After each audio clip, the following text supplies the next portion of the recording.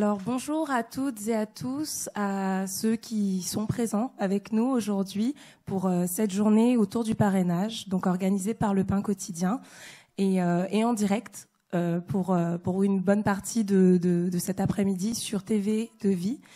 Merci pour votre présence, merci d'avoir répondu présent donc à ce rendez-vous qu'on vous avait donné pour pouvoir ensemble parler du parrainage.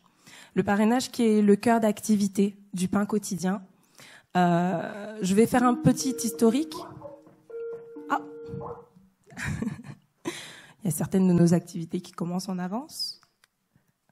Et ce sera pour plus tard, ça.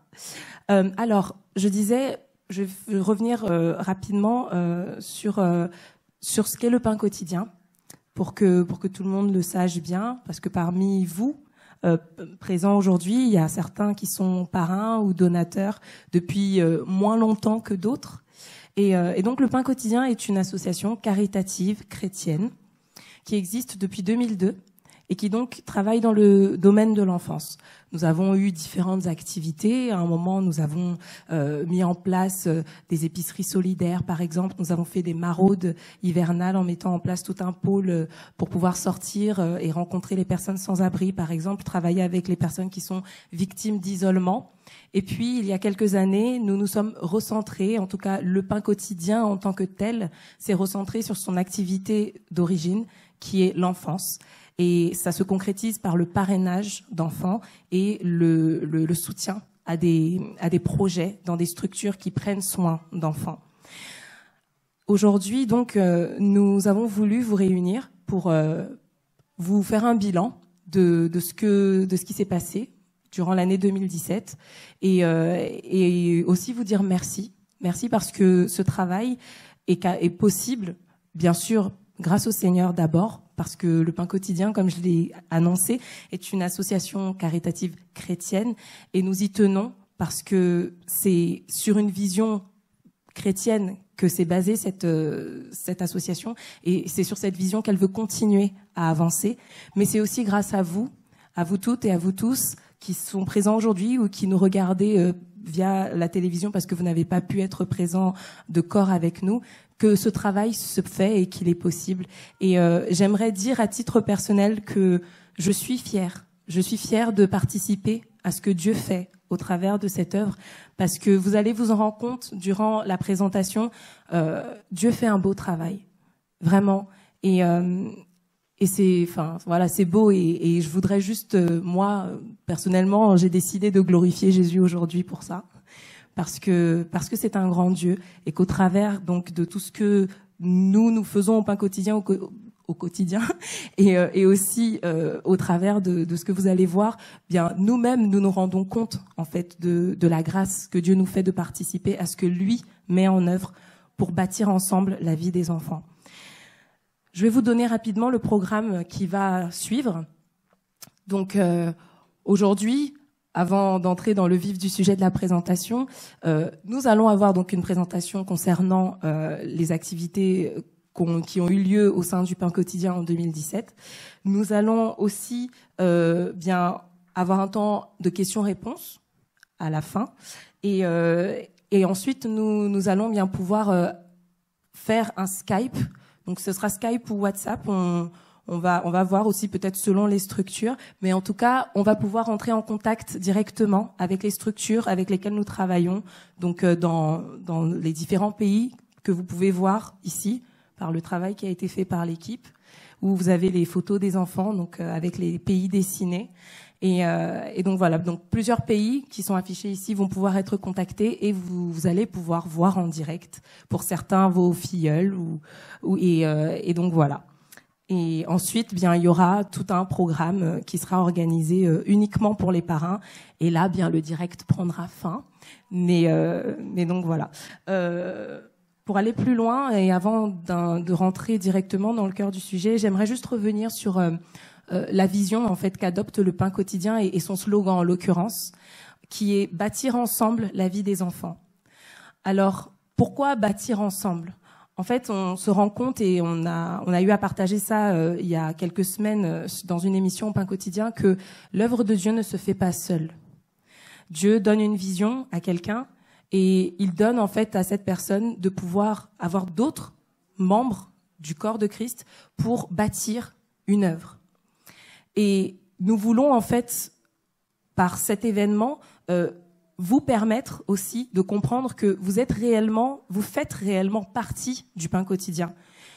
Vous êtes réellement avec nous tous ensemble. C'est nous qui formons en fait ce mécanisme qui se met en place pour pouvoir bien bâtir la vie d'enfant. Et je ne sais pas si vous l'avez remarqué, mais le logo du pain quotidien a changé durant l'année 2017. Avant, c'était des mains avec du pain à l'intérieur, donc qui parlait du pain quotidien.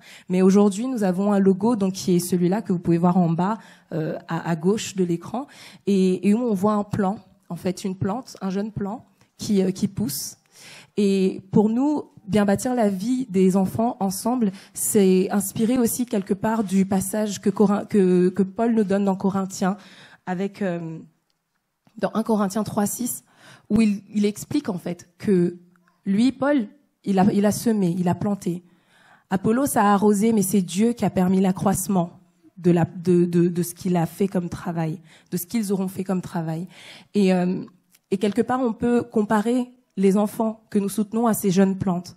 Il faut réaliser qu'au pain quotidien, nous soutenons des enfants qui ont eu des difficultés dès leur plus jeune âge, qui n'ont pas rencontré forcément les mêmes problèmes que nous pouvons rencontrer là où nous sommes nés, ou en tout cas là où nous évoluons aujourd'hui, c'est-à-dire dans un pays occidentalisé, industrialisé, où nous avons des aides et le soutien dont nous avons besoin en général.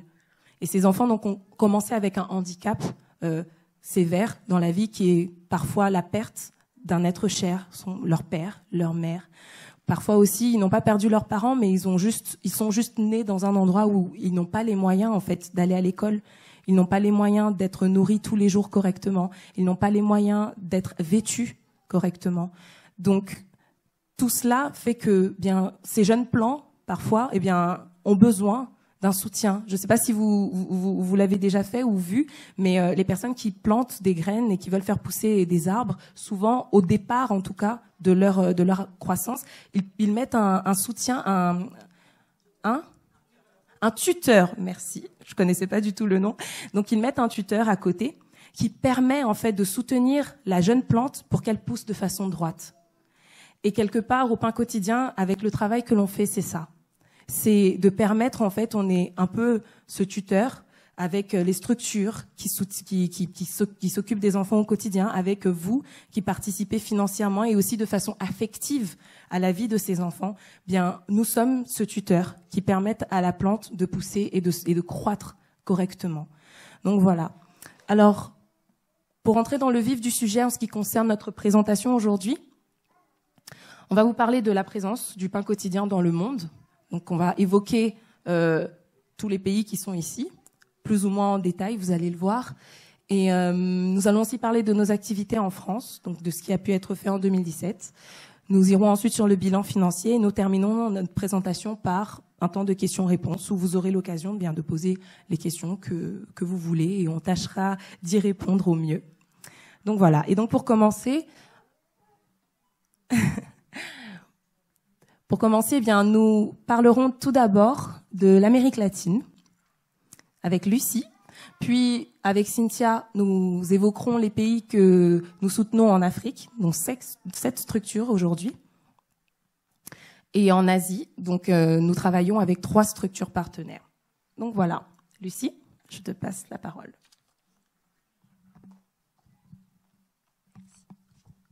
Bonjour à tous.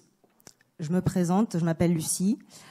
Cela fait un peu moins d'1 an que je suis au sein du pain quotidien et je suis particulièrement la correspondante avec la structure du Ghana. Donc, si je me tiens devant vous, c'est pour vous parler des partenariats que nous avons avec des pays d'Amérique latine, à savoir 3, Haïti, le Mexique et la Colombie. On va particulièrement faire un zoom sur l'Haïti, premièrement, et ensuite sur la Colombie. Donc, commençons par Haïti.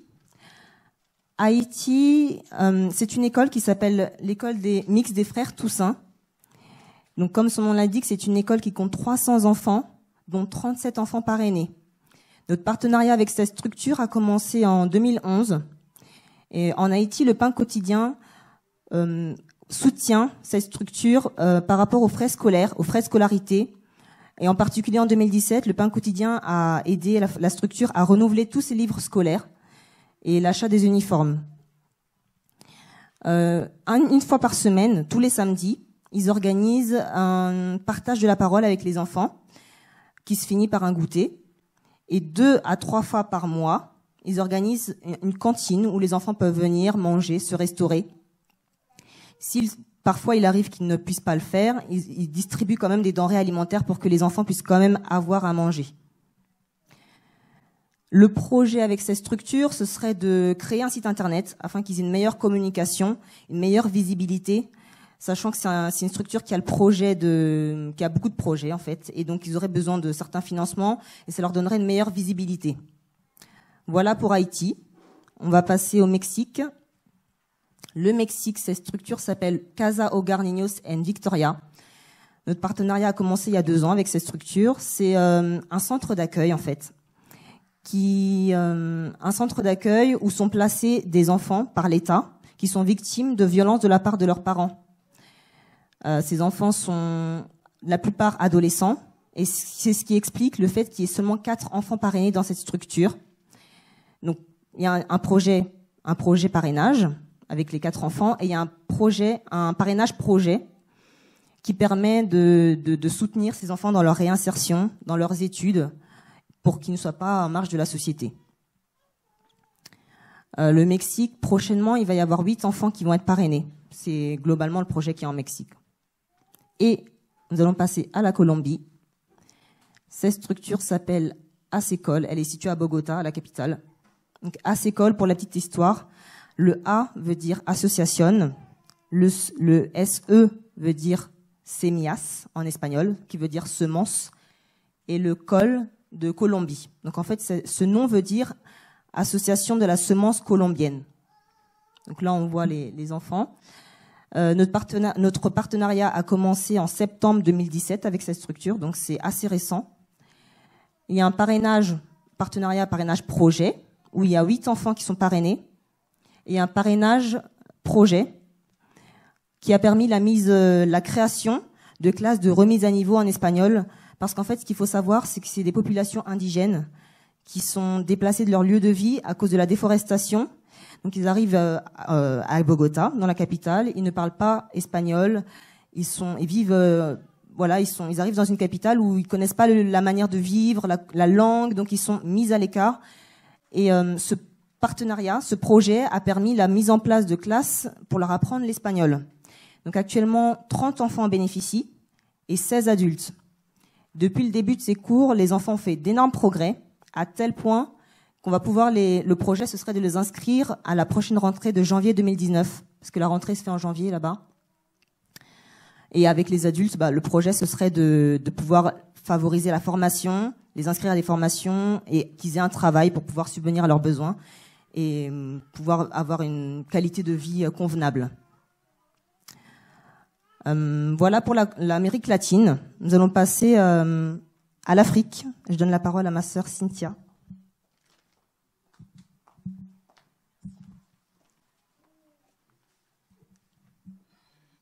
Bonjour à tous, je suis Cynthia et je travaille au Pain Quotidien depuis près d'1 an.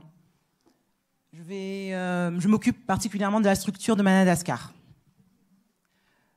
Donc, le Pain Quotidien intervient particulièrement en Afrique. On a vu qu'il y avait 7 structures. Et donc, toutes ces structures, donc je vais les présenter, certaines succinctement. Et sur 3 pays, je vais particulièrement faire un zoom dessus. On va commencer par nos débuts. Donc, comme l'a précisé Aurélie, le Pain Quotidien a commencé ses actions en 2002. Et le premier pays dans lequel nous sommes intervenus est le Congo. Donc, au Congo, nous avons construit un orphelinat. Et à ce jour, cet orphelinat a évolué et est devenu une maison d'accueil. Il y a 18 enfants qui sont parrainés. Et ces enfants bénéficient d'un soutien scolaire, d'un enseignement biblique, et sont soutenus au quotidien dans leur vie. Par la suite, ces orphelins, depuis 2002, ont grandi et la plupart d'entre eux ont eu leur bac et ils ont eu l'opportunité de continuer leurs études universitaires en Tunisie. Donc aujourd'hui, nous avons 5 étudiants. Donc les garçons sont en licence en informatique et les filles en sciences économiques. À l'université de Sousse, donc en Tunisie, on participe, donc on finance les frais de formation et d'hébergement. Donc depuis la rentrée, ça s'élève à plus de 10 500 €, sans compter l'argent de poche que peuvent demander nos jeunes adultes et également les besoins ponctuels sur place. Donc aujourd'hui, c'est la fin de l'année scolaire. Ils ont tous passé leur examen et on attend leurs résultats, par la grâce de Dieu, qui seront positifs. Et certains d'entre eux, tellement bien intégrés dans le pays, ont commencé déjà à travailler, les fameux jobs étudiants. Donc on leur souhaite un avenir radieux. Ils vont continuer leur 3e année à la rentrée prochaine. Maintenant, nous allons parler de Madagascar, donc la structure dont je m'occupe. Et avant de parler des projets, des structures, j'aimerais simplement faire un zoom sur le contexte économique de Madagascar. À savoir que c'est une des plus grandes îles de la planète, donc le 5e, et ce pays bénéficie d'immenses richesses. La première, c'est la diversité de la faune et la flore. La deuxième, c'est les importantes ressources pétrolières et minières. Donc tous ces atouts sont vraiment attrayants pour être au bénéfice de la population et pour avoir une économie prospère. Et malheureusement, comme la plupart des pays en Afrique, il y a une extrême pauvreté. Alors cette extrême pauvreté joue sur nos enfants, ça les déstabilise. En effet, cette génération est vraiment sacrifiée. Par exemple, 80% de la population vivent avec moins de 2 $ par jour. Alors si 80% de la population vivent avec moins de $, par jour, quelle est la situation de nos enfants là-bas? Il faut savoir que plus de 50% des enfants de moins de 5 ans souffrent de malnutrition. La malnutrition chronique, c'est une sous-insuffisance d'alimentation. Donc avec toutes les faiblesses, toutes les béquilles que ça peut apporter, que ce soit physiologique, au niveau de la croissance. Et forcément, ces enfants ne sont pas aptes à faire des études et la plupart d'entre eux ne terminent même pas le cycle primaire. La seconde chose qui est importante à préciser, c'est qu'à Madagascar, là où se trouve cette île, elle est exposée à des phénomènes météorologiques. Alors, il faut compter à peu près 3 phénomènes par an, que ce soit inondations, sécheresse, les cyclones et également les invasions de criquets. Donc tout ça apporté ne favorise pas vraiment l'économie sur place. Donc c'est dans ce contexte-là que nos frères et sœurs se sont levés en voyant des enfants dans leur quartier, donc des enfants dans le quartier, dans la capitale. Et donc ils ont vu qu'il y avait énormément d'enfants qui étaient à la rue. Donc ils se sont levés et avec notre aide, ils ont créé la maison d'accueil qui s'appelle la Maison de la Grâce. Aujourd'hui, il y a 37 enfants parrainés. 37 enfants parrainés. Et ces enfants bénéficient d'un soutien scolaire. La plupart d'entre eux sont inscrits dans des écoles privées. Donc ces écoles privées sont forcément payantes, mais il y a une meilleure instruction.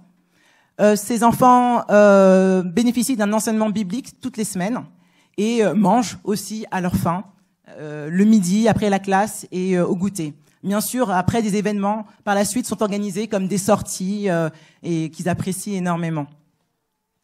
Alors au niveau de nos projets, à Madagascar, nous avons 2 projets. Donc on est au début, aux prémices. Donc le premier, c'est la vente de sorbets et de jus. Donc c'est-à-dire que les frères et sœurs sur place, ainsi que quelques parents, produisent du sorbet, du jus à base de fruits et légumes locaux. Voilà.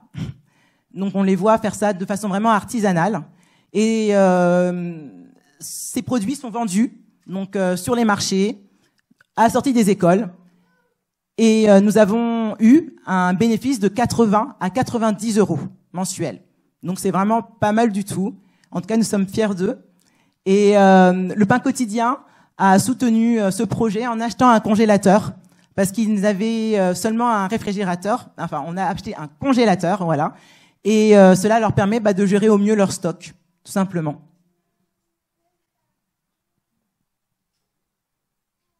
Voilà, les sorbets et les jus. Alors le second projet que nous avons mis en place, c'est l'élevage d'un poulailler. Alors l'élevage de poulailler se trouve vraiment sur le terrain du centre. Et on a commencé en novembre avec quelques poules. C'était en novembre. Donc au mois de juin, nous avons à peu près plus d'une 60aine de poules, de poussins. Donc ça s'est vraiment multiplié. C'est du poulet bio, hein.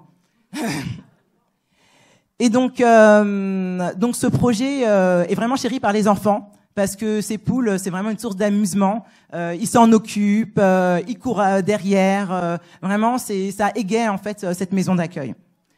Donc à ce jour, on est au mois de juin. Je vous ai parlé des 60aines de poules et de coqs. Et malheureusement, comme toute œuvre qui est combattue, nous nous sommes fait voler les poules et les coqs qui allaient être vendus. Donc ça a généré une immense tristesse auprès de nos frères et sœurs, mais également des enfants. Mais on ne se décourage pas, au pain quotidien, et non pas à Madagascar. Et donc, nous allons tout faire justement pour continuer ce projet, voilà, pour le mener à bien.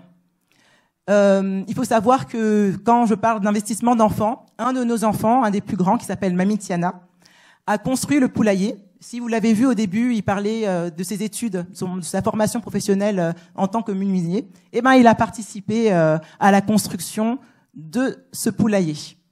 S'il n'y a pas de film, en tout cas, on peut voir en arrière-plan le travail qu'il a pu effectuer justement pour cette œuvre. Donc même les enfants sont participants de cette œuvre et voilà, nous les bénissons pour tout ce qu'ils font. Alors, je vous ai présenté le Congo, la Tunisie et Madagascar. Il y a d'autres structures et je vais passer la main à mon frère Gratien.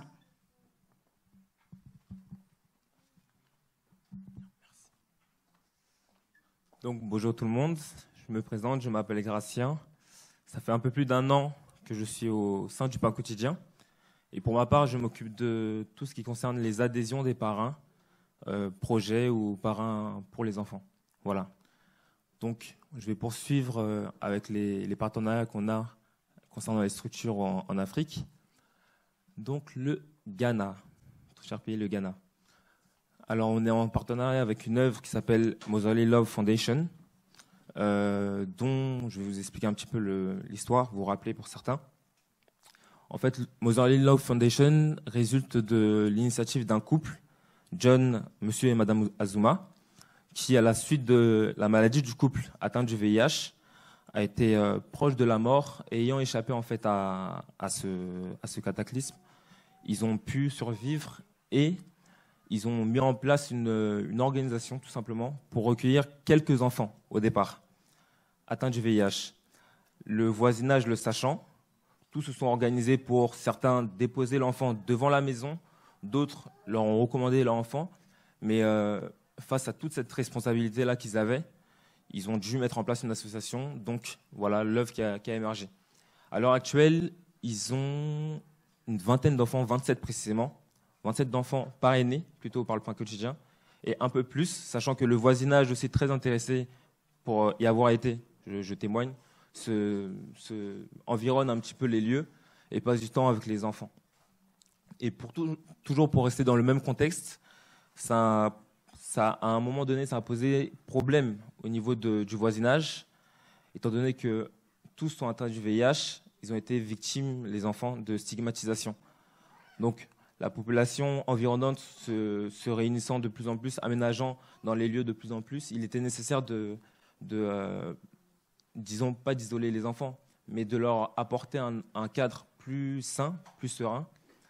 Et ce n'est pas la seule raison pour laquelle on a mis en place une collecte dernièrement sur les réseaux ou sur Litchi. Il y a un autre facteur. Et ce facteur-là, c'est par rapport au fait que, oui, ils avaient à l'heure actuelle un F2. À l'origine, ils avaient un F2, donc 2 pièces pour une vingtaine d'enfants, sachant que certains ont atteint l'âge de la puberté. Il y a le problème d'intimité qui se pose, pas mal d'autres facteurs. Et donc, c'est à travers cela, à travers tous ces facteurs-là, tous ces problèmes-là, que nous avons eu à cœur de les soutenir et de louer pour une durée de 2 ans un F5, une plus grande maison, notamment à travers vos dons. Donc, on tient à vous remercier. les parrains, notamment les donateurs et les parrains projets, parce que sans vos dons, on n'aurait pas pu en fait aboutir et concrétiser ce projet. Donc déjà premièrement merci. On va vous remercier à plusieurs reprises. Hein. Et merci beaucoup. Merci pour ces enfants. Voilà concernant le contexte du Ghana. Donc par la grâce de Dieu, on a pu mettre en place ce projet-là. Et c'est un peu le gros projet du moment concernant le Ghana. Et nous passons maintenant à la Côte d'Ivoire. La chère Côte d'Ivoire. Voilà, alors, concernant l'œuvre qu'on soutient en Côte d'Ivoire, il s'agit précisément d'une œuvre qui se situe dans un village à Vitré, pas très loin d'Abidjan, pour ceux qui connaissent. Et elle s'appelle Cœur réformé. Donc on a commencé un partenariat avec eux depuis maintenant presque 2 ans. Et elle soutient 27 enfants. Et à travers eux, on soutient 27 enfants. Et pareil aussi, beaucoup plus d'enfants dans le village s'assemblent autour. Et beaucoup plus d'enfants aussi sont à charge. Voilà. Et l'un des projets dernièrement que nous avons mis en place avec eux, c'était la mise en place d'un poulailler. Mais concernant la mise en place du poulailler, j'aimerais vous expliquer un petit contexte aussi politique et économique. C'est-à-dire que la Côte d'Ivoire a choisi de taxer toutes les importations de la vente du poulet, ce qui a permis en fait de faire croître fortement l'économie locale, en permettant à ce que la vente du poulet, l'élevage puisse fortement se développer. Et c'est aussi pour cela en fait qu'on les a encouragés à mettre en place ce poulailler. Donc à l'heure actuelle, ils élèvent 500 poulaillers et qu'ils le revendent juste derrière au marché. Voilà concernant les différents projets de la Côte d'Ivoire. Et nous tenons à nouveau à remercier les parrains, particulièrement les parrains projets et les donateurs, car sans vous, ce projet n'aura pas eu lieu. Voilà. Concernant les enfants, donc tout se porte bien. On en a environ 27, comme je vous le disais. Et voilà, le but de cette œuvre-là, c'est d'apporter en fait aux enfants un cadre sain, un environnement sain, les encourager à l'alphabétisation, sachant que c'est un village, beaucoup sont délaissés en fait, parce que ce sont particulièrement des enfants défavorisés sur les lieux qu'il y a. Et aussi, il y a aussi un autre aspect qui est important de souligner, c'est-à-dire que la plupart des enfants n'ont pas d'état civil. Donc à l'heure actuelle, nous sommes en train de créer des actes de naissance et qui permettraient en fait de régulariser leur situation au niveau de l'administration. Voilà pour la Côte d'Ivoire. Je vais vous parler maintenant d'une œuvre dont nous sommes nouvellement en partenariat avec eux. Il s'agit de l'Ouganda, et précisément une œuvre qui se situe du côté de Kampala, dans la capitale. Elle s'appelle Pillar of Africa, les piliers d'Afrique. Donc c'est une œuvre très, très belle, très chaleureuse, qui soutient à l'heure actuelle 45 enfants, plus 10 adultes, dont une veuve. Et le partenariat est en train de prendre forme de plus en plus, et nous visons à la fin de l'année de parrainer certains des enfants qui sont de ces structures-là. Donc pareil, c'est un orphelinat qui recueille les enfants des rues précisément. Et c'est l'un des projets qu'on a avec eux, c'est de développer de plus en plus le parrainage des enfants. Voilà concernant l'Ouganda. Donc concernant les structures d'Afrique, on a fait un peu le tour. Nous allons passer maintenant en Asie. Où en Asie, nous sommes en partenariat avec 3 structures. 3 structures, donc la Chine, Promised Land. Donc nous avons établi un partenariat avec eux depuis 2017. À l'heure actuelle, on parraine 8 enfants, mais ils sont à peu près une douzaine dans la structure. C'est une école chrétienne avec un internat qui prend en charge les enfants porteurs de handicap moteur et ou physique. Voilà. Nous leur envoyons une certaine somme par mois. Et nous tenons aussi, pour les parrains qui parrainent un enfant en Chine, vous informer que notre partenariat avec cette structure prendra fin en septembre 2018. Voilà, étant donné qu'ils ont d'autres projets et le fait de s'associer avec des organisations extérieures leur est pas profitable. Voilà, concernant la Chine. Ensuite, voilà 2 nouvelles structures qui émergent, avec lesquelles on a établi un partenariat et on va bientôt ouvrir un parrainage sur les enfants. Donc, il s'agit des Philippines. Les Philippines, surtout du côté de Manille, la capitale des Philippines. Alors, voilà, merci. Donc, la première structure est l'orphelinat Concordia Children's Service. Donc, c'est une agence de l'État qui a une certaine ancienneté, qui date de 1983, pour vous situer, qui vient en aide aux enfants des rues. Et pour vous situer le contexte des Philippines, les Philippines est un archipel d'îles qui est marqué par la pauvreté, par une très grande pauvreté. Donc les besoins sont énormes là-bas. Et c'est aussi l'une des raisons pour laquelle plusieurs structures ont émergé, notamment en aide aux enfants, dont celle-ci. Voilà, donc ils viennent en aide à plus de 45 enfants, oui. Et c'est un peu ça pour Concordia Children's Service. La deuxième œuvre, il s'agit de Kalayan Ministries. Et nous avons eu un frère qui est présent, qui est parti sur les lieux, qui a eu l'occasion d'aller directement sur les lieux et qui nous a fait un rapport nous disant la situation extrême dans laquelle vivaient ces communautés, dont les enfants. Parce que Kalayan, c'est une œuvre qui se situe au niveau de Tondo. C'est l'une des plus grandes décharges de Manille, et des populations y vivent. Voilà, des populations y vivent dans ces décharges-là. Donc, dernièrement, par exemple, ils ont eu un souci au niveau de l'invasion des rats, parce que leurs locaux aussi sont dans la décharge.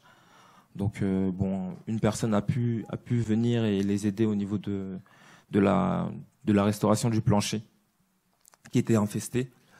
Voilà un peu. Et juste pour préciser aussi, concernant cette œuvre-là, il y a un témoignage qui m'a beaucoup bouleversé dernièrement lorsque j'étais sur leur réseau, parce que malgré les difficultés qu'ils vivent, il y a par exemple un frère qui a vécu dans ces lieux, qui a bénéficié de leur aide, de leur soutien, et qui à l'heure actuelle a eu son diplôme dans l'éducation, dans l'enseignement, s'est battu dans ses études avec le peu de moyens qu'il avait, et il s'est orienté du côté de la petite enfance. Donc on bénit véritablement le Seigneur pour cela.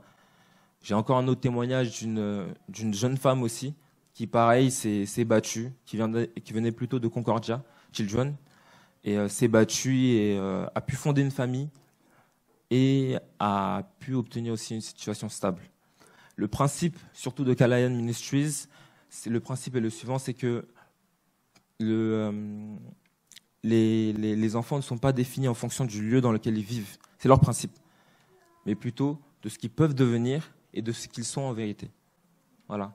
Donc les enfants sont encouragés à ne pas se focaliser sur le contexte dans lequel ils vivent, mais à passer outre et à se battre. Voilà un petit résumé des nouvelles structures avec lesquelles on établit un nouveau partenariat. C'est une œuvre très belle, très très belle, et nous sommes très heureux d'être en partenariat avec eux. Voilà un peu pour l'œuvre, et je profite de cette très belle image de nos enfants philippins pour vous dire un grand merci à vous qui soutenez cette œuvre, qui parrainez ces différentes structures, parce que sans vous, donateurs, par un enfant, par un projet, cela n'aurait pas été possible.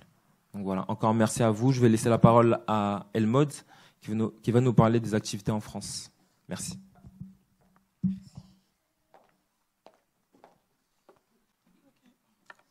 Bonjour, moi du coup je m'appelle Elmod. Je suis au pain quotidien depuis 2 ans et demi, peut-être 3 ans. Et moi en fait ce que je fais au pain quotidien, je suis au pôle comptabilité. J'envoie l'argent aux différentes structures tous les mois.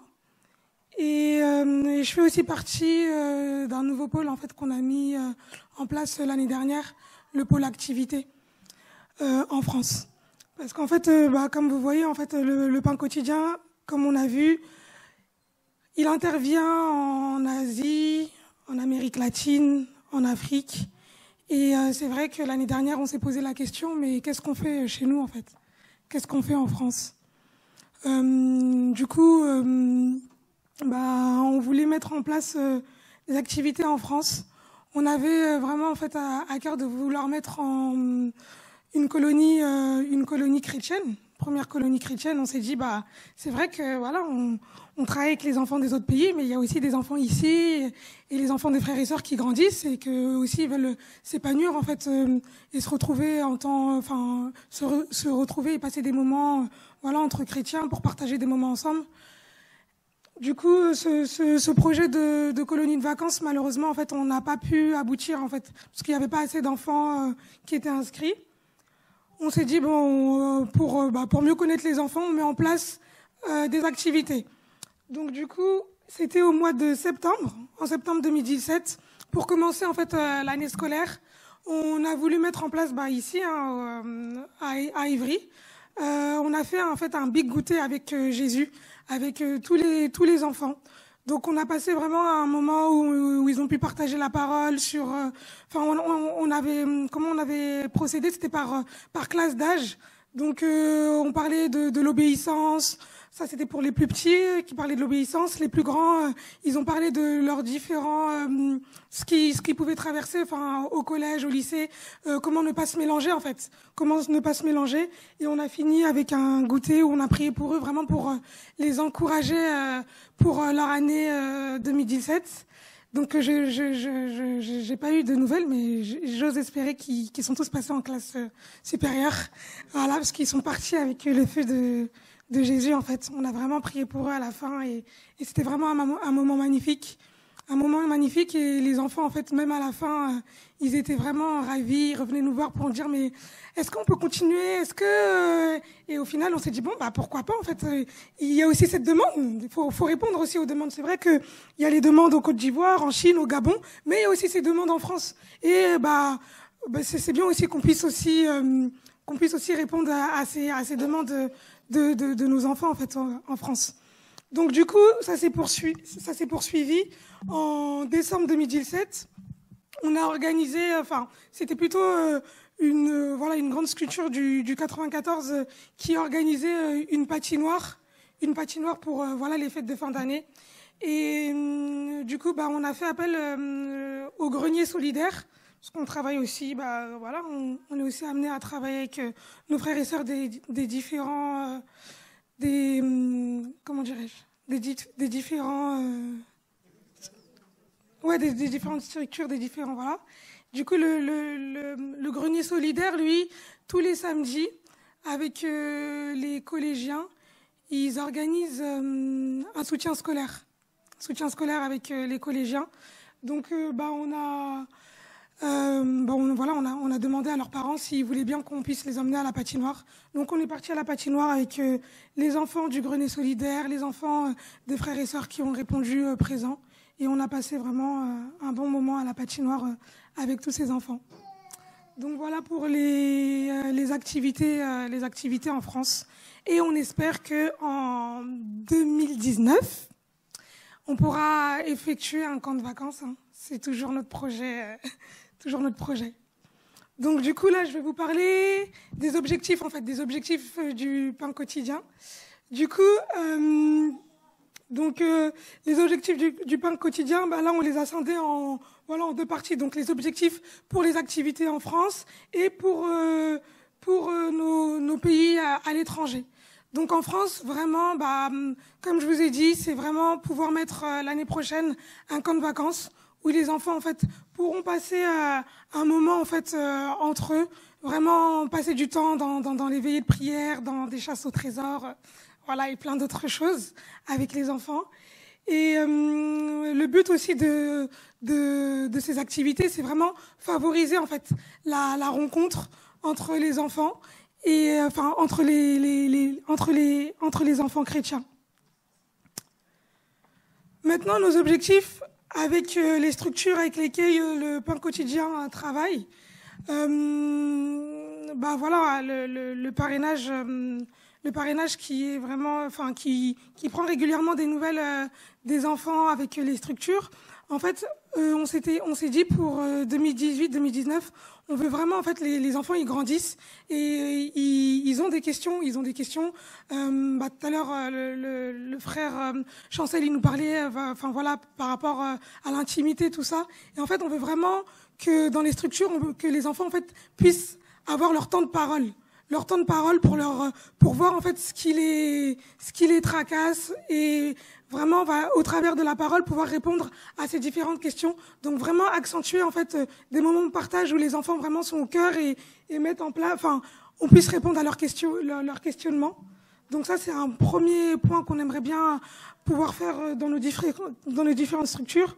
Surtout que nous dans nos pays d'Afrique malheureusement les sujets comme la sexualité, c'est un peu des sujets un peu tabous. Donc, on aimerait bien, casser ça et pouvoir parler de ça, en fait, avec nos enfants.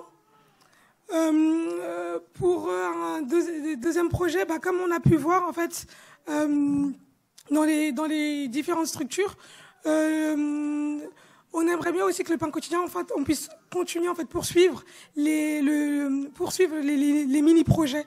Les mini-projets des structures qui leur permettront de s'autofinancer, comme on a vu avec les poulaillers. On n'a pas parlé, mais aussi en Colombie. En Colombie, en fait, nos enfants, ils ont cette grâce en fait d'être manuels et ils font des différents travaux, des bijoux. Donc, du coup, vraiment les aider à ce qu'ils puissent s'autofinancer. Donc voilà pour un deuxième point des objectifs 2018 pour le pain quotidien. Et voilà, dans nos structures, ce qu'on aimerait bien aussi, c'est que les enfants en fait ils puissent s'épanouir dans leur pays, en fait en faisant des sorties culturelles. C'est vrai que on avait remarqué que les enfants, ils allaient souvent, lorsqu'ils sortaient, ils allaient souvent à la plage. Et là, on aimerait bien en fait qu'ils puissent connaître en fait les richesses de leur pays en visitant des choses culturelles en fait dans leur pays. Et donc voilà, nos objectifs, c'est vraiment que le pain quotidien puisse aider à financer ces différentes sorties. Donc voilà, j'ai fini, je pense, avec les objectifs pour le pain quotidien. Je vais vous repasser ma sœur Aurélie. Merci. Alors, avant de passer au bilan financier, on voulait savoir si jusqu'à présent vous avez des questions que vous aimeriez nous poser pour qu'on puisse bien y répondre, tout simplement. Oui. On a un autre micro.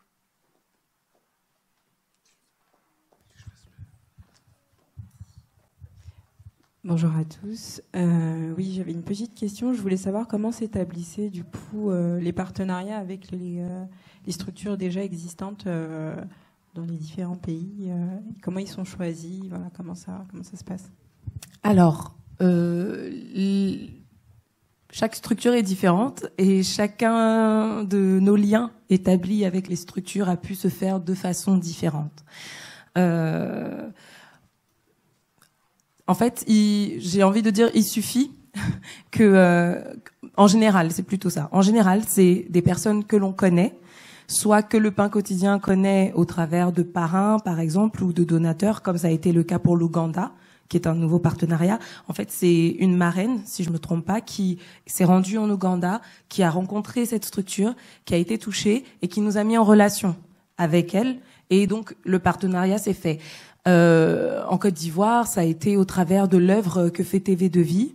On s'est rendu compte des besoins qu'il y avait dans certaines parties de la Côte d'Ivoire, en l'occurrence à Vitré, de la pauvreté qu'il y avait, et on a eu envie, parce que sur place il y avait des frères et sœurs qui voulaient eux aussi mettre en place cela, mais on s'est accordé avec eux pour mettre en place un projet, une structure, pour les aider dans ce qu'ils voulaient faire. Donc voilà, donc ça dépend vraiment. Pareil pour les Philippines, on l'a évoqué, c'est un frère qui dans la vie est militaire et qui a l'occasion de pouvoir visiter différents pays du monde. Bien, il est allé aux Philippines, il est rentré en contact avec certaines structures, en l'occurrence Kalayan, community, et on a pu, par son biais, bien pouvoir rentrer en contact. Après, faut savoir, enfin, au-delà de ça, hein, il y a d'autres structures qui nous connaissent via Facebook, sur le net et autres, et qui vont rentrer en contact avec nous. Ce qu'il faut savoir, c'est que au Pain Quotidien, on est, comment dirais-je, on est simple comme des colombes, mais prudent comme des serpents. Parce que le domaine du social, Jacques le dit, ça peut être très dangereux. Il faut faire attention en fait à la façon dont on va l'exercer et faire preuve de beaucoup de lucidité et de beaucoup de discernement. Pourquoi ? Parce que bien malheureusement dans ce domaine, il y a plein de gens qui en profitent pour se mettre de l'argent dans les poches, pour détourner en fait l'argent que vous tous et qui nous regardez aussi, ben allez nous confier. Et ça pour nous, ben c'est une grande responsabilité. Vous allez entendre Nadège tout à l'heure. Nadège elle tremble comme ça quand on lui donne de l'argent et que si elle sait pas où c'est parti, je sais pas quoi, elle va commencer à trembler. Alors là, Nadège, vous allez l'entendre. Donc voilà, on est Jacques. Hein, ouais, elle me fait non de la tête, mais si.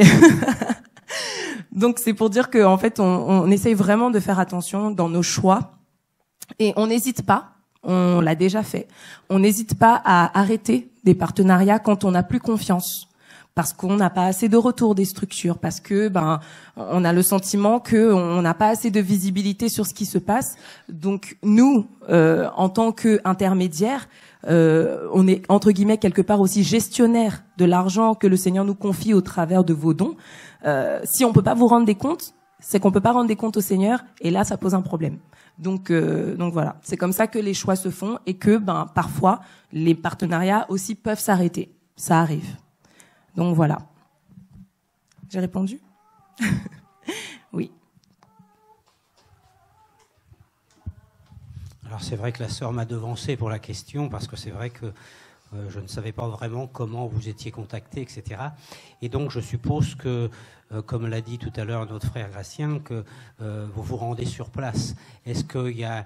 vous vous donnez des délais pour aller visiter les structures, ou est-ce qu'il y a aussi des gens sur place dont vous avez vraiment confiance? Parce que c'est vrai ce que tu disais tout à l'heure, Aurélie, le problème du social, c'est vrai que malheureusement, il y a aussi de l'abus pour tromper les gens. Parce que certaines personnes vont effectivement considérer que c'est plus facile à voler les gens comme ça, et puis récupèrent forcément l'argent. Alors donc ma question serait, qu'est-ce que vous avez comme je sais pas moi, comme stratégie pour comme tu disais, savoir ce que faisait de l'argent que vous leur envoyez toutes ces structures, quoi. Voilà. Alors, la façon dont nous procédons depuis maintenant quelques années, c'est que les différentes sortes de parrainage, en l'occurrence il y en a deux au Pain Quotidien, donc le parrainage enfant et le parrainage projet, ne sont pas exactement pareils pour la personne qui donne, qui parraine en fait. Et donc quelque part, la personne qui fait un parrainage enfant, elle, de façon affective, en tout cas, puisqu'elle va être en lien avec un seul enfant, il y a comme un engagement qui se met en place. Et nous aussi, quelque part, nous sommes garants de que cette liaison, que cette relation entre les deux se fasse bien. Bien, nous sommes garants. Et cet aspect-là fait que, avant de nous engager dans du parrainage enfant, on veut d'abord savoir comment travaille la structure. On veut quelque part tester pendant quelques mois la structure sur la façon dont elle va nous faire ses retours. C'est surtout de cette façon-là que nous nous assurons du sérieux de la structure. Est-ce qu'elle respecte les délais pour nous envoyer ses comptes rendus? Est-ce que les photos des enfants qu'on réclame pour les parrains ou pour certaines activités dont nous avons besoin nous sont envoyées? Est-ce que est-ce qu'on nous fait les comptes rendus financiers de l'argent qu'on envoie? Est-ce qu'on nous explique correctement à quoi ça a servi? Donc tout ça, on va en tenir compte pour savoir est-ce qu'on va aller plus loin. Et quelque part pour nous, aller plus loin avec une structure, c'est mettre en place un parrainage enfant. Donc en général, on va commencer par un parrainage projet. Et en fait, le parrainage projet, c'est les personnes ici qui sont parrains projet le savent. Vous ne connaissez pas forcément le nom d'un enfant en particulier, parce qu'en fait, votre argent sert à l'ensemble des enfants dans les structures que le Pain Quotidien soutient. Pour donner un exemple, en Haïti, c'est une école de 300 enfants qui bénéficient du partenariat qu'ils ont avec nous, en fait. Parce que certains enfants sont parrainés, mais c'est pas les 300 enfants qui sont parrainés. Et quand une structure entre en partenariat avec le pain quotidien, certains enfants vont être parrainés parce qu'ils remplissent certains critères quelque part, et d'autres pas forcément, mais toute la structure, via le parrainage projet et par les dons, va pouvoir bénéficier d'un soutien, et donc finalement l'ensemble de la structure va pouvoir bénéficier du soutien, et donc l'ensemble des enfants. Donc voilà comment on procède, c'est d'abord par le parrainage projet, et ensuite une fois qu'on est assuré, on va dire, on le fait en collège, hein, on le décide ensemble. Est-ce que on va plus loin ou pas avec ces structures? Est-ce que leur niveau de réponse, de rendu nous satisfait? Bien là, on va décider d'aller plus loin, et dans ce cas, on va mettre en place des parrainages enfants, et des parrains des personnes qui souhaitent parrainer des enfants et qui sont parfois sur liste d'attente vont pouvoir parrainer un enfant qui se trouve dans cette structure-là. Donc voilà. Et bien sûr, pardon, j'oubliais, on organise aussi des missions. Donc en 2017, il y en a eu moins qu'en 2016. En 2016, on en a vraiment fait beaucoup. En 2017, on en a fait 4, si je ne me trompe pas. Et donc voilà. Et les missions, en fait, vont dépendre, je dirais, des disponibilités parfois des membres du pain quotidien. Ça nous arrive aussi quand on sait qu'une personne va une personne de confiance, je dirais. Même parfois, ça peut être des membres de nos familles, hein, à qui on fait confiance. Et on va leur demander d'aller sur place dans la structure qu'on soutient. On va leur donner l'adresse, les contacts et tout, pour vérifier et pour parfois nous faire un compte rendu. On va leur donner des objectifs en fait pour leur visite, en ayant certaines questions, et on va leur demander de pouvoir nous y apporter des réponses. Donc voilà, et là ça nous permet aussi de concrétiser la chose, de nous assurer bien sûr que c'est réel, quoi, parce que il y a effectivement beaucoup de fake entre guillemets, surtout aujourd'hui à l'heure du numérique. Il suffit de prendre une photo d'un enfant qui entre guillemets qui a la peau sur les os, et puis de mettre ça en grand plan, et puis de dire ben voilà, on est telle structure, on veut soutenir les enfants. Et en fait, des fois, ça n'existe même pas.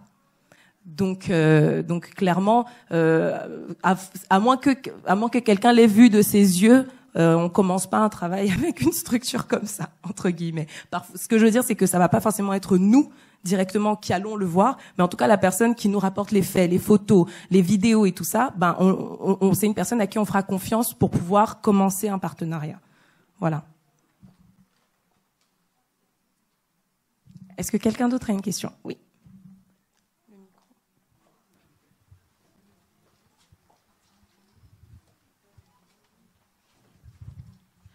Ce que je voudrais savoir, est-ce que les parrains ou les marraines ont la possibilité de pouvoir, en fait, dans ces structures-là, par exemple, mettre en place une invitation pour les vacances, pour faire sortir l'enfant de son pays, passer des vacances, ou éventuellement que la personne qui parraine puisse aller voir? Alors, la première possibilité ne s'est jamais présentée à nous, sincèrement. On n'a pas encore eu cette demande.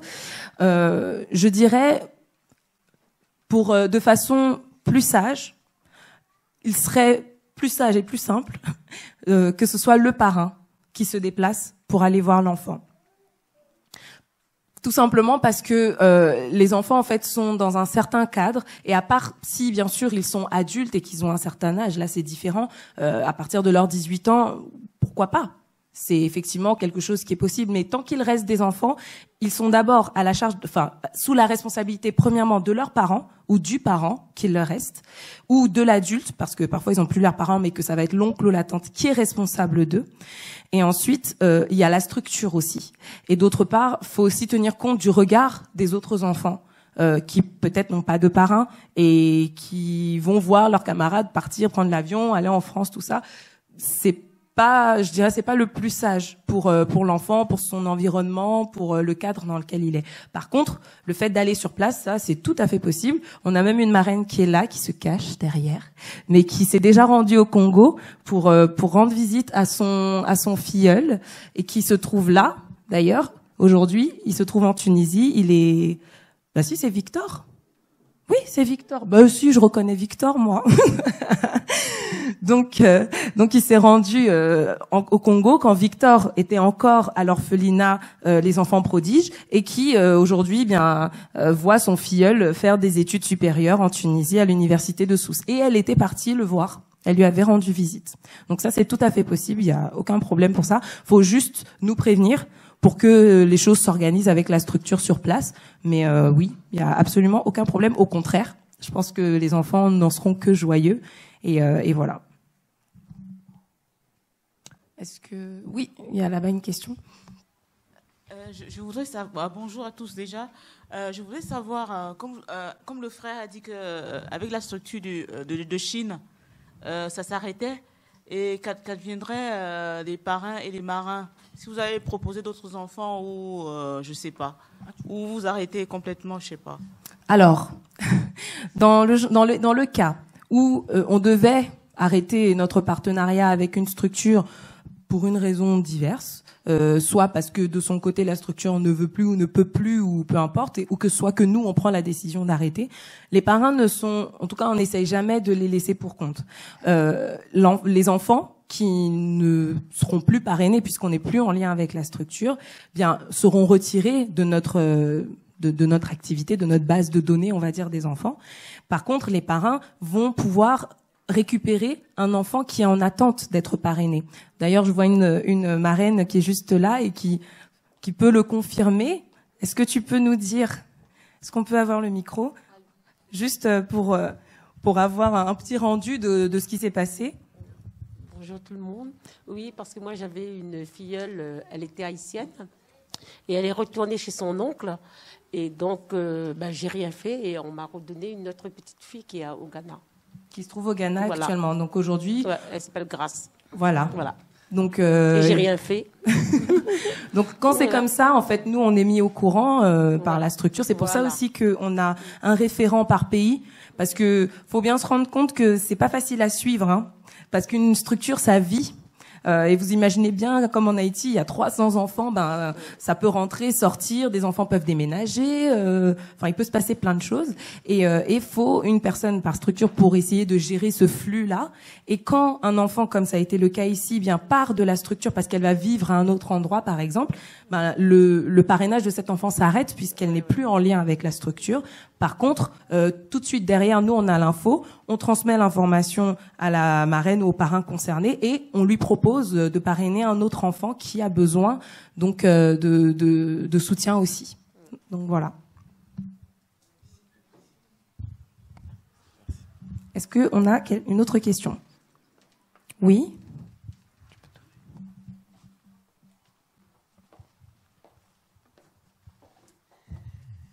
Bonjour à tous. Moi, je voulais savoir, en grandissant, ils ont beaucoup plus de besoins. À quel moment on augmente la participation ou est-ce que c'est les donateurs qui... Des besoins, pardon, par rapport à quoi? Par rapport à la prise en charge pour l'école, pour ceux qui font des études, par exemple, ils ont plus de besoins financiers. D'accord. Alors, en ce qui concerne comment ça se passe au pain quotidien, quand vous commencez à parrainer un enfant, en général, vous commencez à le parrainer, c'est avant l'adolescence que vous commencez à le parrainer, et ensuite il va grandir. Et nous, ce qu'on a établi comme charte avec nos structures, c'est que l'on parraine les enfants jusqu'à leur majorité, jusqu'au moment, en l'occurrence pour certains, peut-être pas leur majorité, si par exemple ils redoublent une classe ou ce genre de choses, mais jusqu'à la fin de leurs études, en tout cas avant les études supérieures. On a eu une première expérience avec le Congo, donc où certains de nos enfants sont allés en Tunisie. On est en train de réfléchir, on est toujours en réflexion par rapport à ça pour essayer de savoir est-ce que on continue à soutenir certains de nos enfants qui voudraient faire des études supérieures et dont les études sont payantes. Est-ce que c'est possible? Est-ce que c'est faisable? Pour ça, on a besoin de mettre en place d'autres types de partenariats et de mise en place de dons pour pouvoir soutenir ces besoins-là spécifiquement. Mais aujourd'hui, au pain quotidien, à l'heure actuelle, les enfants sont parrainés jusqu'à leur majorité. Je dirais, la Tunisie aujourd'hui, pour nous, c'est de l'expérimentation et c'est une exception, entre guillemets. C'est à titre d'exception pour l'instant. Mais c'est quelque chose qu'on expérimente et on veut voir où ça nous mène pour savoir comment renouveler si c'est possible. En tout cas, oui, pour nous, si c'est possible, pourquoi pas. Mais ça va pas forcément toujours être le cas. Donc voilà. Donc, par exemple, Nathan, que je parraine, il va avoir 18 ans au mois de novembre. D'accord. Alors, ça se passe comment? Cet enfant se trouve dans quel pays? RDC. En RDC. Ok. Et il veut faire des études supérieures, c'est ça? Je ne sais pas. Parce que cette fois, je n'ai pas reçu de courrier du tout de sa part. Donc, je ne sais pas trop. D'accord. Bien, je pense que ça, c'est un cas particulier, dans ce cas, qu'il faut voir directement avec l'enfant et la structure pour savoir comment l'aider au mieux dans ses besoins. En l'occurrence, au Congo, au-delà des études supérieures, je dirais, dans une université, au Congo, on a pu mettre en place aussi pour des enfants qui passaient leur bac, qui avaient réussi au bac et qui voulaient se diriger vers des formations plus spécifiques. On a pu le mettre en place et les guider vers ça. Maintenant, il faudrait voir directement en fait avec l'enfant et la structure. Donc là, pour le coup, j'ai pas de réponse concrète en tout cas. Voilà. Une dernière question, puis on va continuer. Oui, elle n'est pas longue.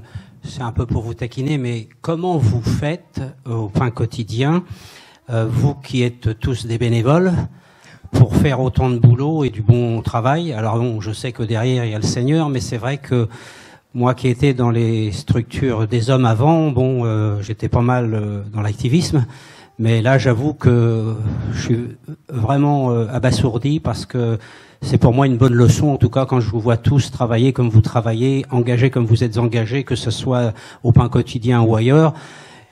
Et moi je vous tire mon chapeau, hein. J'ai l'impression que je vous arrive pas à la cheville, hein, honnêtement. Hein. En tout cas, que Dieu soit béni. Faut réaliser que au pain quotidien, on est j'aime bien le dire.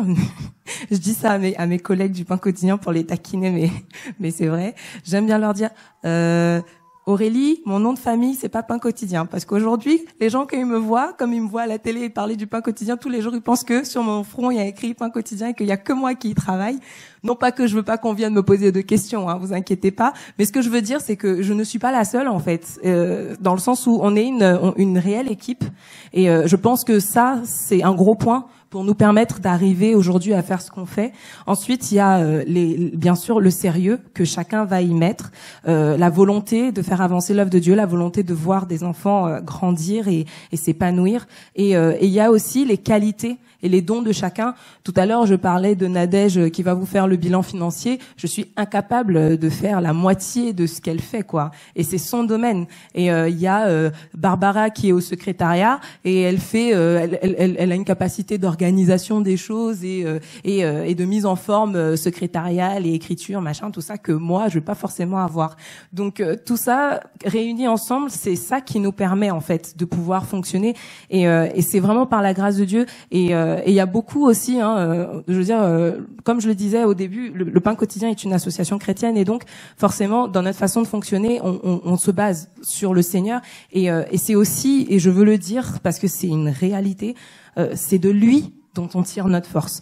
Sincèrement, notre force pour avancer, pour continuer, pour ne pas se laisser prendre parfois de lassitude ou voilà, mais pour toujours avoir envie de le servir, envie de mettre en place et envie d'être fidèle aussi dans ce qu'il nous confie et en fait vous allez voir c'est plein de petites tâches en fait au pain quotidien qui mises bout à bout font un gros travail qu'on vous présente là, mais si chacun n'est pas fidèle dans sa tâche, en fait ça crée des trous et c'est là qu'on commence à courir dans tous les sens parce qu'il faut pallier.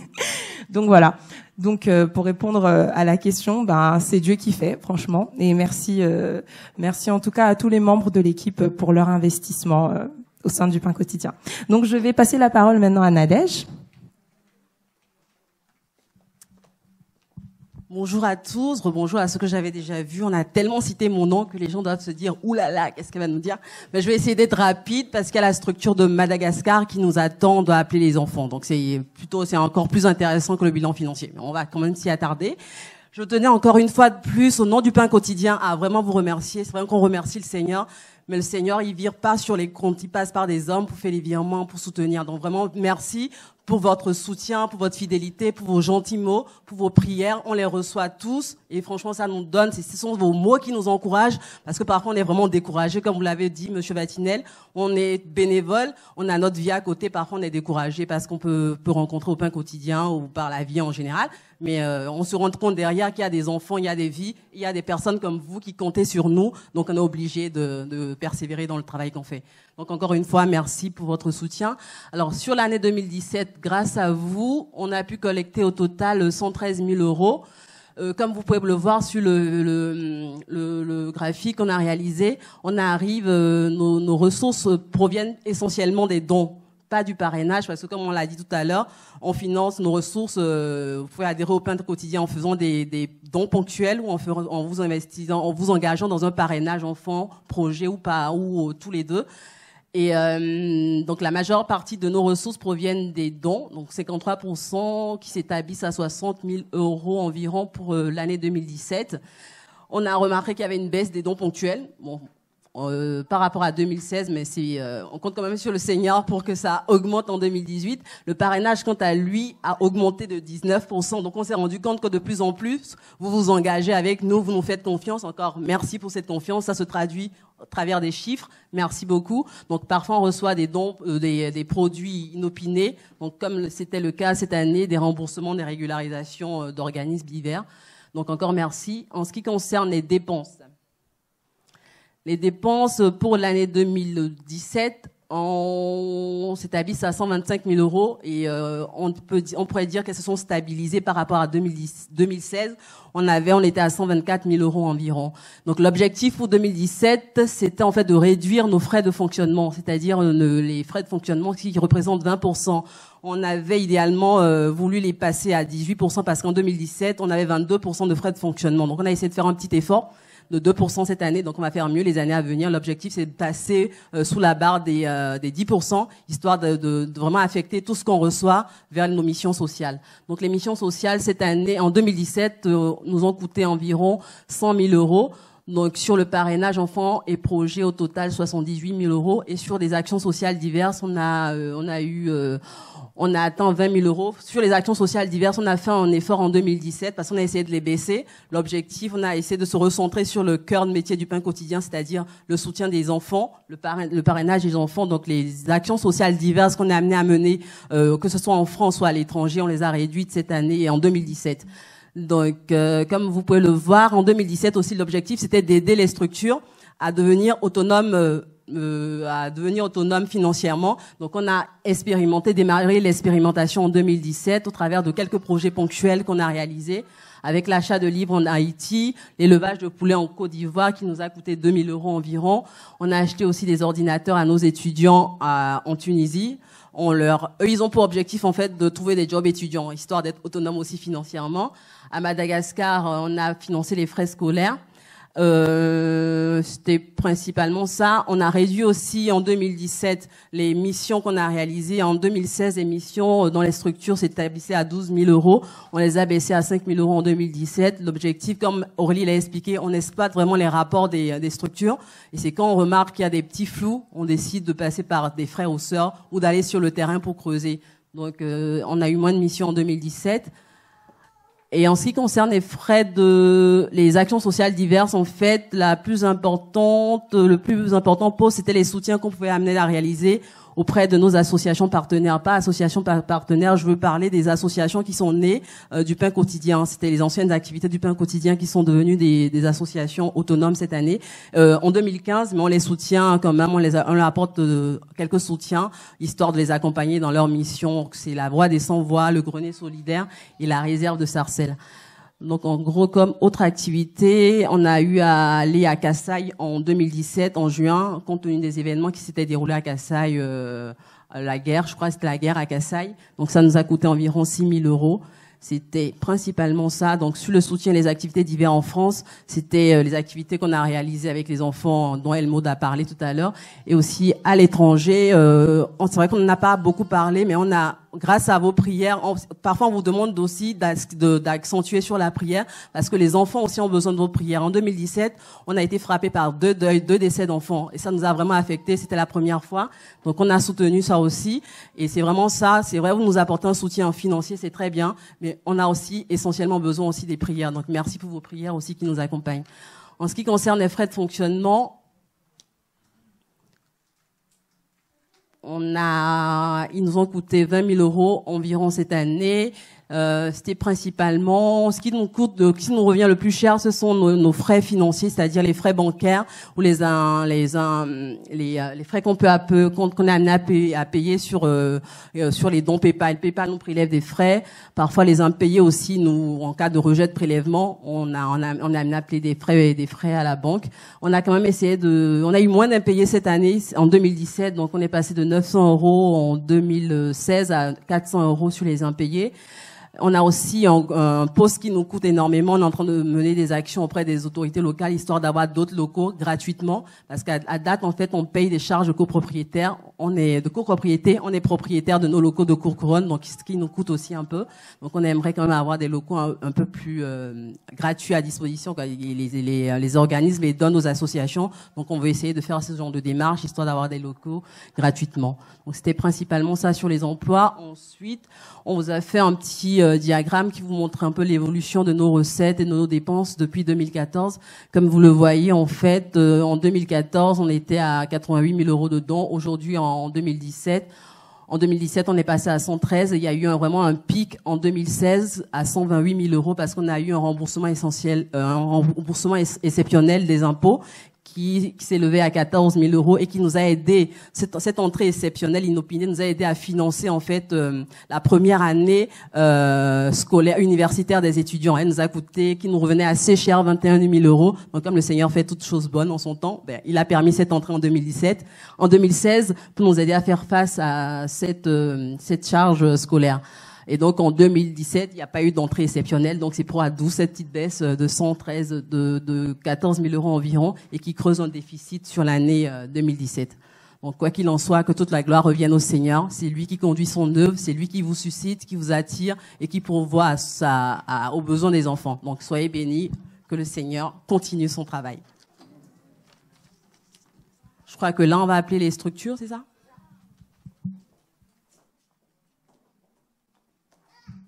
Donc, nous passons à la suite de notre programme. Comme je vous l'ai dit tout à l'heure, on avait envie de renouveler cette expérience qu'on avait fait l'année dernière déjà, où on avait pu rentrer en contact directement avec nos structures. Et donc voilà. Donc, on va commencer par quel pays ? Par Madagascar. Je crois qu'il faut qu'on se dépêche d'ailleurs parce qu'elle nous a dit que là-bas il commençait à faire nuit. Donc, si on voulait les voir, il fallait qu'on tarde pas trop. Donc là, c'est Liana qu'on est en train d'appeler, l'une des responsables de la structure de la Maison de la Grâce, où nous parrainons les enfants. Coucou tout le monde. Écoutez, est-ce que c'est possible de tourner l'écran pour montrer un peu la salle ? Donc on va vous montrer les parrains, les donateurs et les marraines qui sont venus donc participer à cette journée et aussi vous voir aujourd'hui. D'accord. Est-ce que tu arrives à montrer un peu la salle ? Je ne sais pas si vous voyez un peu, mais il y a un peu de monde quand même. Vous pouvez leur faire coucou ?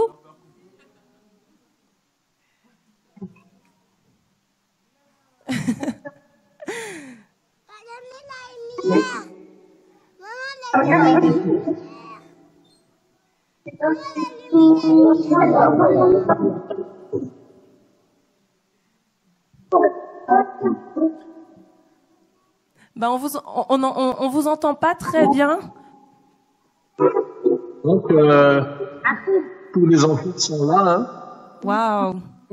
Merci Seigneur. Et on voulait vous remercier pour votre soutien, pour votre amour, pour les enfants. Et je ne sais pas si les parrains veulent parler à leurs enfants, on veut demander quelque chose et on va traduire après. Ben, on a quelqu'un qui parraine ici un de nos enfants à Madagascar. Il y a Pascaline. On aimerait voir Pascaline. Pascaline. Où est Pascaline? Voilà Pascaline. Elle est là, Pascaline. Bonjour. Bonjour Pascaline. Comment vas-tu?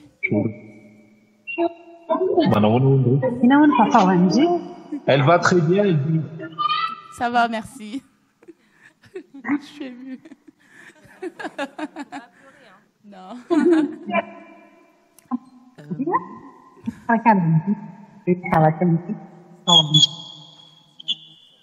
C'est l'émotion. Oui. Quel âge as-tu maintenant?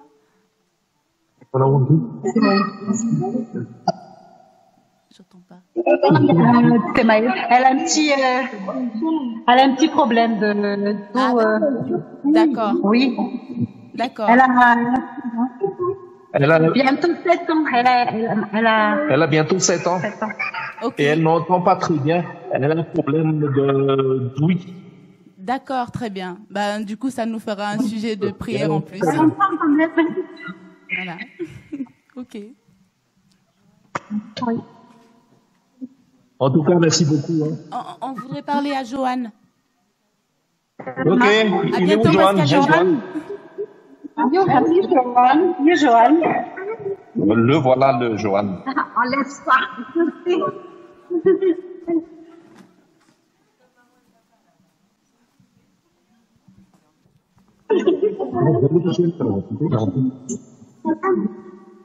Bonjour. Bonjour. Ça va, tu vas bien? Tu vas bien?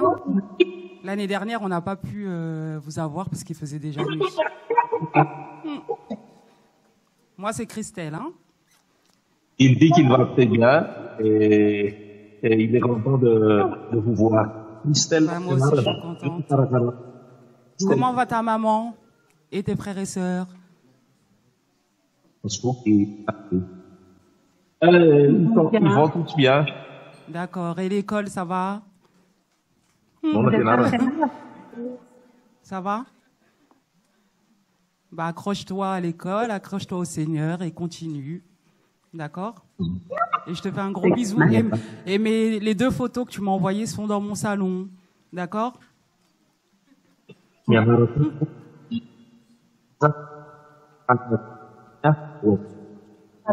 D'accord. Bon, je te fais un gros bisou et à la prochaine si Dieu le veut. D'accord?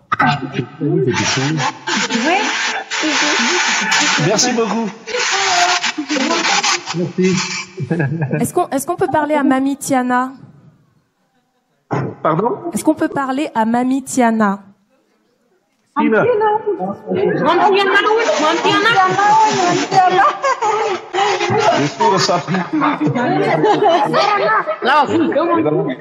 Chaque enfant a vraiment envie de connaître leurs parents. Oui. Bonjour.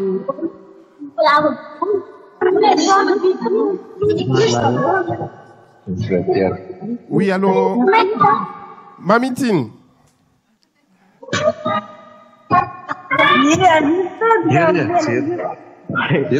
Bonjour. Bonjour. J'ai appris que tu es devenu spécialiste du bois, que tu nous as fait un super poulailler. Nous sommes très contents de la manière dont tu avances. En tout cas, ton parcours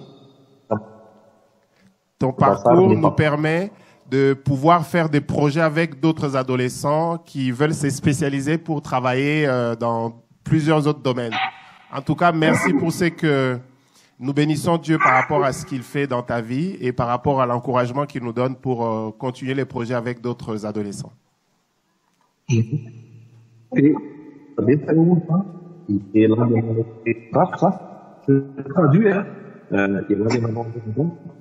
dia naman dito sa Michigan pagyan ko pa dia kalau masalah pagyan ko puto de la mano pat ya to kalau guna la se traduit kana bukan terus kon nanti dia tiga kan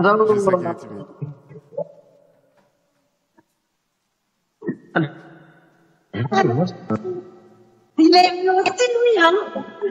Ano ang mabuta sila tan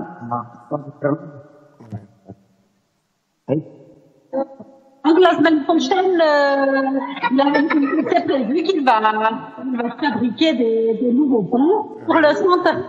On va lui acheter tout le matériel. Il va le faire pendant 3 jours. Et on va vous montrer ça. On va vous montrer ça. Amen. On va acheter encore plus de matériel. S'il faut prendre tout l'argent de la structure pour acheter du matériel pour Mami Tiana.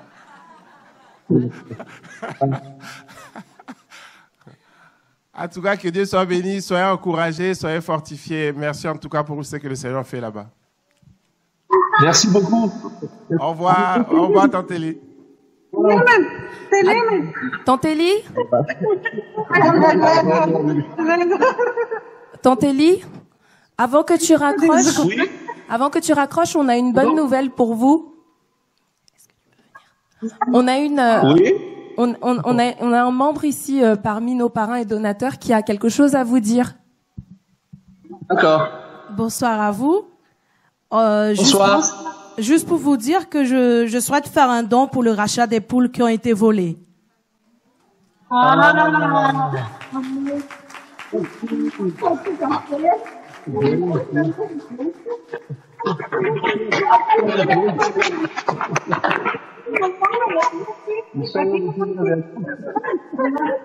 Merci beaucoup pour votre amour. Gloire à Dieu.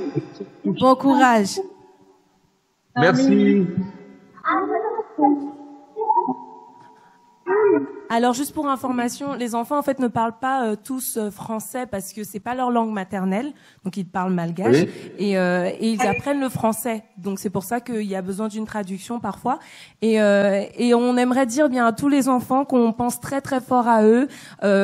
Tous nos parrains et donateurs sont pas présents aujourd'hui, donc tout le monde ne peut pas forcément parler à son parrain ou sa marraine, mais en tout cas, ils pensent fort à vous. Et nous aussi, on pense très très fort à vous. On vous fait de très très gros bisous. Et bien sûr, on garde le contact et on se reverra. Gros bisous.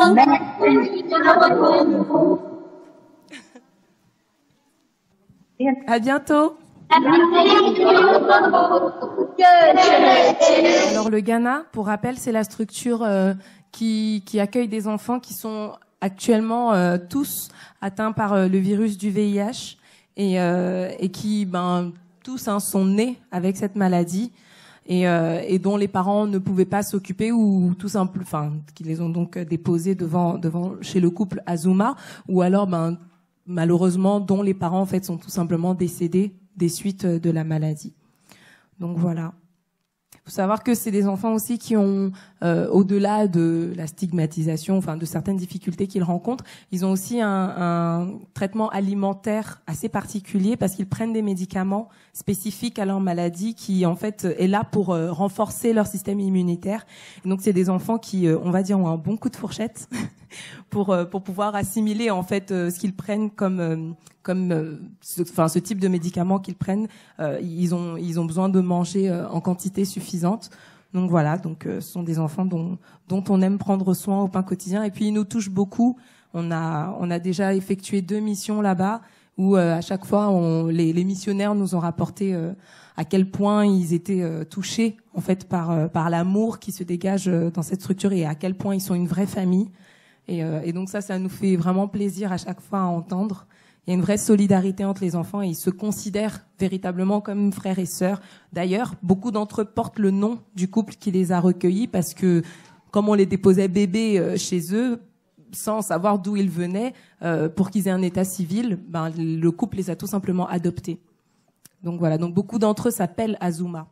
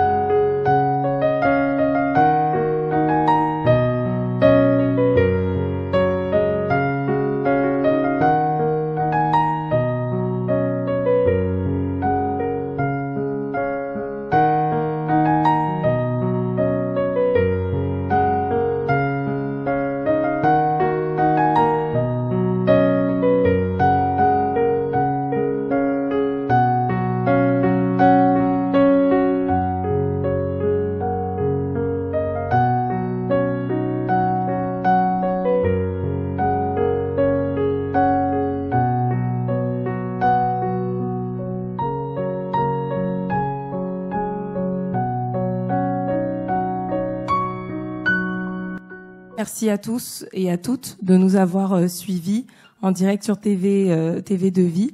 Donc voilà, et nous allons continuer ensemble. On arrive à avoir le Gabon, mais uniquement sur le téléphone, donc ça va être compliqué de faire participer TV2Vie à ça.